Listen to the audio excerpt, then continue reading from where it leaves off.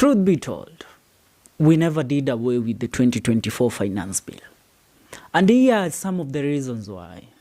Ruto is sneaking back the 2024 finance bill through back channels so that these back channels will find their way into the parliament and have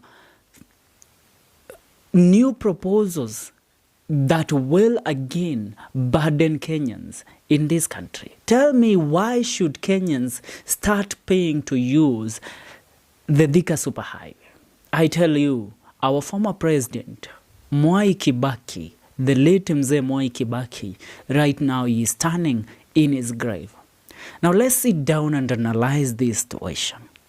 A proposal has been forwarded by KENHA where they are seeking to have Kenyans pay so that they can use the Thika Superhighway, which many of the opposition leaders right now have gone ahead to deny and are going ahead to go against this. Now, Nairobi County Senator Edwin Sifunas cheated the Kenya National Highway Authority, KENHA, over its proposal for Kenyans to pay toll fees on already existing major roads in the country, including the Thika Superhighway. Now, sit down, Kiasi. Do you know what this means? This means we shall even start paying for you to use the roads. Matatus will pay for the roads that they use to access your villages. Ikiwemo Barabara, let's say the Nairobi Meru highway, people will be required to pay a toll fee to use that road. Now let me ask, which country are we living in? Is this the Kenya that we want? Where the president tables, these are not KENHA fees. Now they are proposing a fee for anybody that will be using. Now let's mostly concentrate on the Thika Superhighway because that is what is trading. Kenyans have been alerted that there is a proposed bill that for whoever uses the Thika Superhighway, they will have to pay a toll fees. Yani, utakuwa ukilipia Thika Superhighway kama jinsi ambavyo tunalipia barabara ya Nairobi Expressway. The expressway ambayo tunalipia ya kutokea Tao kuingia uwanja wa Jomo Kenyatta. Tell me, why is President William Ruto taxing Kenyans on using government roads that he himself did not contribute in any way to build? These are projects that were overseen by recent governments. The Thika Superhighway it's the legacy of our former president, late Mzee Mwai Kibaki. When you speak about Mwai Kibaki, then the Thika Superhighway must come to your mind because this man gifted us a gem, and that is the Thika Superhighway. But President William Ruto wants to make this legacy of Mzee Mwai Kibaki tarnished, because how will the Mwananchi now start paying to use these roads that they have used for the last 10 years without being charged a coin? Because President Mwai Kibaki took it upon himself. We have used the Thika Superhighway for over 10 years. Took it upon himself to deliver to the people of Kenya. And he did not take so much debt from a foreign government or from IMF as Ruto is doing right now, with nothing to show for the debts that he has taken. Now, apart from that, you can tell, when we speak about legacies of presidents, President William Ruto wants to make the housing project his legacy. That for sure we know. And that's why he has tried to have everything that comes in his way against the housing levy and all that quashed. He does not want anybody to interfere with the housing levy because he wants to be remembered as the president that delivered free housing to the people of the Republic of Kenya. Now, President Mwai Kibaki took it upon himself to build us the Thika Superhighway, which is his legacy. and Kenyans love and respect him for that. President Uhuru Muigai Kenyatta delivered to us the SGR.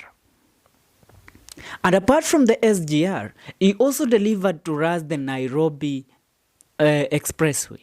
Though we pay a toll fee for that, we understand the reason why we pay for that. Because even before it was constructed, we were made, it was made known to us that this project, there are foreigners that have built this project. There are foreigners that have invested in this project. And until they collect their money from us, that's when this project will be ours. That's we knew. But the Thika Superhighway is a project that was constructed by Mzee Mwai Kibaki without even bothering the people of the Republic of Kenya. When life was so sweet, when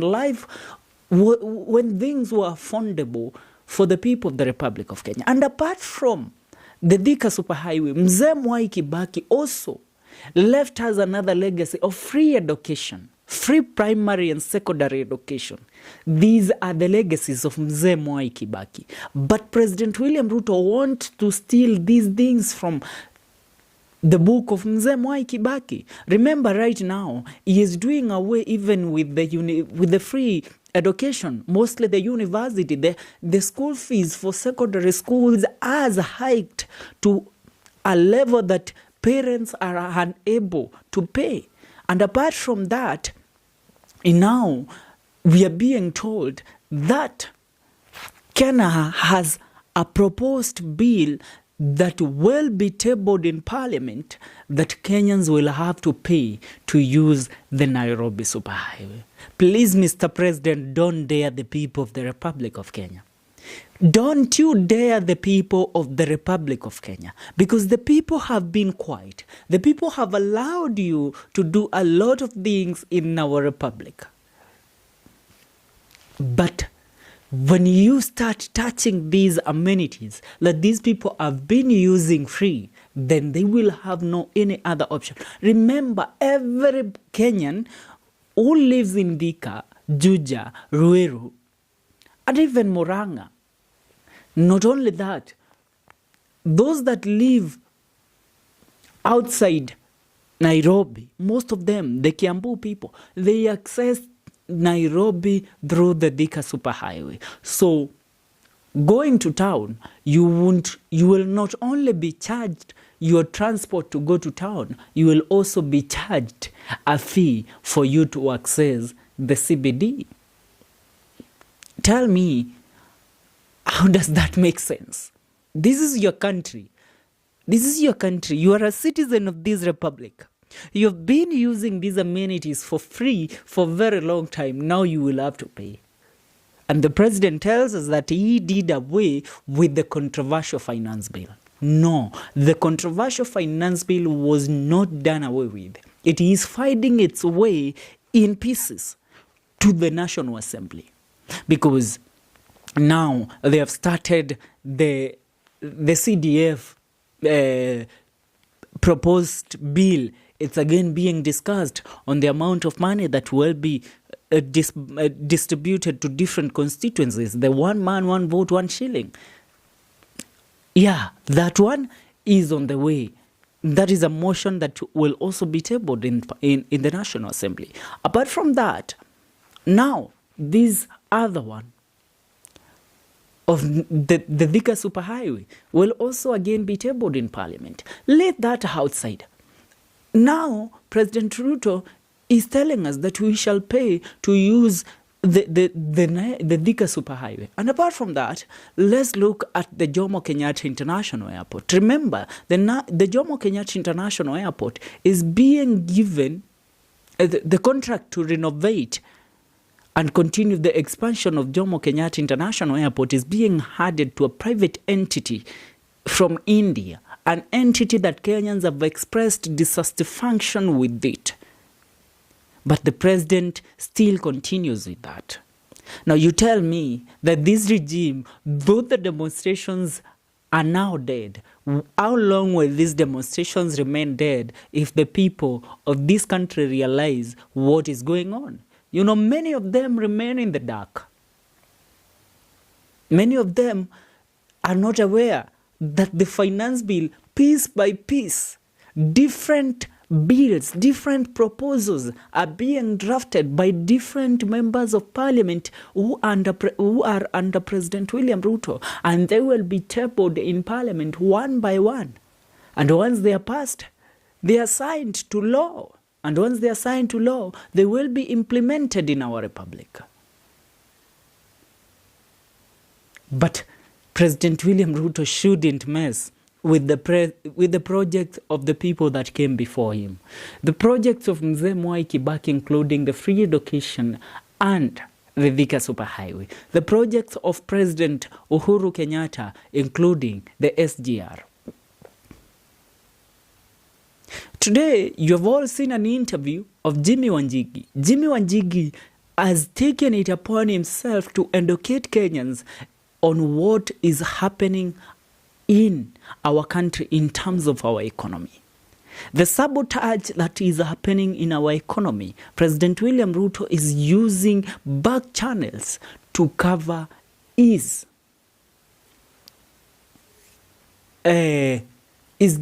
let me say that, anatumia milango ya nyuma kuweza kufunika ufisadi, corruption ambayo imefanyika katika serikali yake. Instead of cleansing the dirt in his government, he is taking it upon himself to cover these people. Now, what is the difference between Ruto and them? There is no difference. Iko yotu gaga. Hakuna tofauti ya mwizi na yule ambaye anachungulia. Ni Kikuyu ama ni Kimeru. Otire mwambana mutageri. Kimeru igwo kiugaga. I shall use just a proverb. There is no difference between a thief and the one that watches for them to steal. These might be the downfall of this government. If they keep treading on this path, then Kenyans will again be on the street. And this time round, it will not be normal. Prophecies have been given that there is a second wave of demonstrations that will hit Kenya. And this one, nobody can contain it. So, Mr. President, it's upon you to put our country and your people first. I leave it there. It's in the middle of the night, but I have been doing research in regards to this. I want to at least let you know how Thika Superhighway came into existence. Thika Superhighway. Now the Thika Road is an 8-lane controlled that says highway in Kenya, with 12 lanes. In some sections, it links the capital city of Nairobi with the industrial town of Thika. The Thika Road forms 50 kilometers of the A2 highway, which is part of the Cape to Cairo Road in Kenya. In Kenya, it links Namanga at the Tanzania-Kenya border to the Kenya-Ethiopia border town of Moyale. Now, the construction of Thika Superhighway. As industrial development increased along the A2 highway, the existing road became very congested. It took 2 hours to drive the 50-kilometer stretch to Thika, and road accidents were common. A superhighway would make the drive safer and allow the trip to become completed in just 40 minutes.